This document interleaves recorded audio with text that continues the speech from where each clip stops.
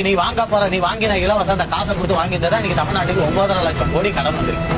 நீ காசு வாங்காம கையை நீட்டாம இலவசத்துக்கு ஆசைப்படாம வரப்போற சட்டமன்ற தேர்தலில் உங்க ஜனநாயக உரிமையை மக்களாக நீங்கள் செயல்படுத்துங்க. இந்த ஊர் எம்எல்ஏ நடு ரோட்ல வரும்போது என் ஊருக்கு நீ ஏன்டா செய்யலன்ட்டு நடு ரோட்ல நிக்க வச்சு நீங்க அவனை கேள்வி கேட்கலாம்.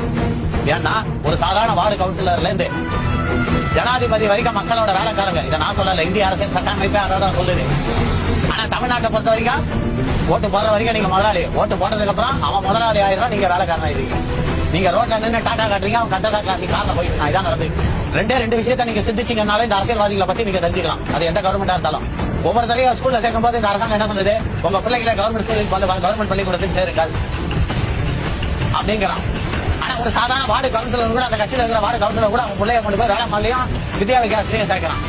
என்ன காரணம் இது வரைக்கும் அவனுங்களை கேளுங்க, சொல்றானுங்களா பார்ப்போம். கவர்மெண்ட் ஆஸ்பத்திரிக்கு போங்கன்றார். இப்ப கூட சமீபத்தில் கிண்டியில அப்பா பேர் ஒரு ஆஸ்பத்திரி கட்டினார். நம்ம திராவிட மாடலா ஆட்சி நடத்துற தலைவர். உயர்தர உலக தரம் வாய்ந்த சிறப்பு மருத்துவமனைனாரு. ஆனா 4 நாள்ல அவர் உடம்பு சரியில்லாம போச்சு. அவர் போய் எங்க படுத்துக்கிட்டாரு தெரியுமா? அப்போலோ ஆஸ்பத்திரி. ஏன்? உலக தரம் வாய்ந்த மருத்துவம் அங்க இல்லையா, இல்ல உலக தரம் வாய்ந்த மருத்துவத்தை கொடுக்கக்கூடிய டாக்டர் அங்க இல்லையா? உண்மை அதுதான், டாக்டர் கிடையாது.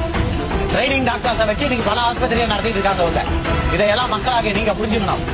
நீங்க அந்த 2000 ரூபாய் ஓட்டுக்கு வாங்குறது தான் உங்களுக்கு தெரியும். ஆனா அதுக்கு பின்னாடி இவங்க எவ்வளவு கொள்ளை அடிக்கிறாங்கன்றது உங்களுக்கு தெரியாது.